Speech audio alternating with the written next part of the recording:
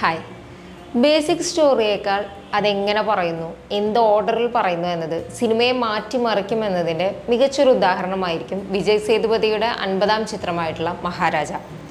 Average മൊമെൻറ്റുകൾ ചിത്രത്തിൽ കുറേയൊക്കെ ഉണ്ടെങ്കിലും ഈ സ്റ്റോറി ടെല്ലിംഗ് സ്റ്റൈലും വിജയ് സേതുപതിയുടെ പെർഫോമൻസും സിനിമയെ പിടിച്ചു നിർത്തുന്നുണ്ട്. വിജയ് സേതുപതിയുടെ മഹാരാജയും അനുരാഗ് കശ്യപിൻ്റെ സെൽവയും നേർക്കുനേർ വരുന്നൊരു പ്ലോട്ടാണ് മഹാരാജ സിനിമയുടേത്. ഈ നേർക്കുനേർ എന്നതുകൊണ്ട് രണ്ടുപേരും വാളെടുത്ത് വെട്ടാൻ ചെല്ലുന്നു എന്നൊന്നല്ല ഉദ്ദേശിച്ചത്. ഇരുവരുടെയും കഥാപാത്രങ്ങളും സ്വഭാവ സവിശേഷതകളും ഇരുവർക്കും പ്രിയപ്പെട്ടവരും അപ്രിയപ്പെട്ടവർക്കായിട്ട് ഇവർ ചെയ്യുന്ന കാര്യങ്ങളും ഇതിലെ സാമ്യങ്ങളും വൈരുദ്ധ്യങ്ങളും ചേർന്നാണ് ഈ കഥയിലെ നായകനെയും വില്ലനെയും നേർക്കുനേർ നിർത്തുന്നത്. ഇത് ഓവറായി സ്പൂൺ ഫീഡ് ചെയ്യാതിരിക്കാനും ചിത്രം ശ്രദ്ധിക്കുന്നുണ്ട്. സ്ത്രീകൾക്കെതിരെയുള്ള സെക്ഷൽ വയലൻസ് സിനിമയിലുണ്ട്.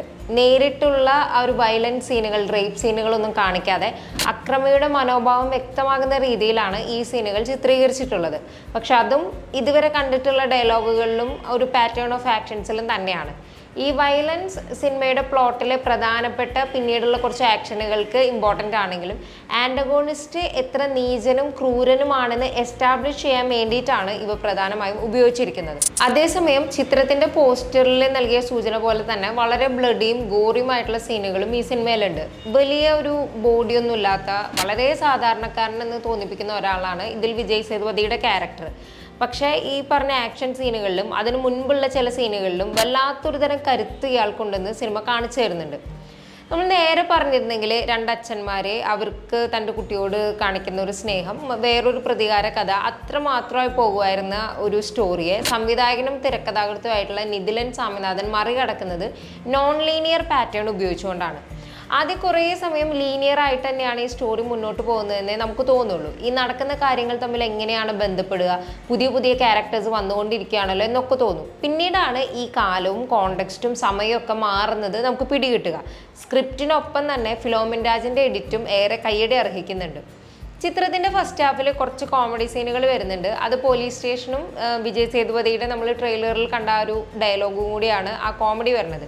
നടുവിലെ കൊഞ്ചം പക്കത്തെ കാണുന്ന സിനിമയിൽ ഒരു റിപ്പീറ്റ് വരുന്ന ഡയലോഗ് ഉണ്ടല്ലോ, അതിന് ഈ സീനുകൾ ഇടയ്ക്കൊക്കെ ഓർമ്മിപ്പിച്ചെങ്കിലും ഇവിടെ നമ്മുടെ മുമ്പിലിരിക്കുന്നത് ഈ കാര്യങ്ങൾ പറയുന്നത് മറ്റൊരു ലോകത്തെ മനുഷ്യനാണെന്ന് വിജയ് സേതുപതി ബോധ്യപ്പെടുത്തും. സിനിമയുടെ പോസിറ്റീവും നെഗറ്റീവും ഇതിലെ കഥാപാത്രങ്ങളും കാസ്റ്റിങ്ങും ആണ്. വളരെ അപൂർവമായി മാത്രം സംസാരിക്കുന്ന ഒരു ക്യാരക്ടറാണ് ഇതിലെ നായകനായിട്ടുള്ള മഹാരാജ.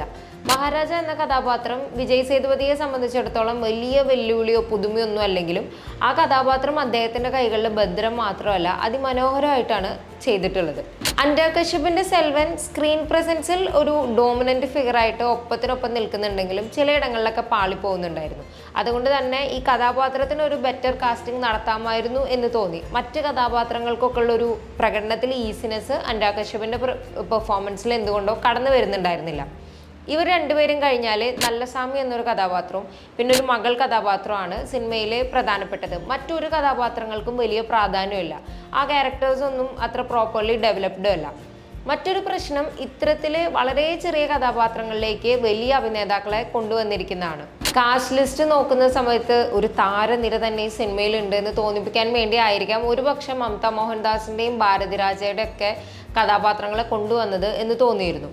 ചിത്രത്തിലെ ചില പ്ലോട്ടുകളും അനാവശ്യമായിട്ട് വലിച്ചു നീട്ടിയതാണ്. ഈ സ്പോർട്സ് ക്യാമ്പും ട്രാക്കും ആയിട്ടുള്ള പ്ലോട്ടാണ് അതിലൊന്ന്. പിന്നെ സിനിമയിലെ പോലീസ് സ്റ്റേഷൻ സീനുകളും ഒരു സമയം കഴിയുമ്പം ഇങ്ങനെ ഒരു വലിച്ചു നീട്ടൽ തോന്നുന്നുണ്ടായിരുന്നു. അതേസമയം നല്ലസ്വാമി എന്നൊരു കഥാപാത്രവും അവതരിപ്പിച്ച നടൻ്റെ പെർഫോമൻസും എടുത്തു പറയണം. സ്ക്രീൻ ടൈം അല്ല, കഥാപാത്ര സൃഷ്ടിയും അതിനെ പ്ലേസ് ചെയ്തിരിക്കുന്നതും പെർഫോമൻസും ആണ് ഏറ്റവും പ്രധാനപ്പെട്ടതെന്ന് നല്ലസ്വാമി കാണിച്ചു തരും.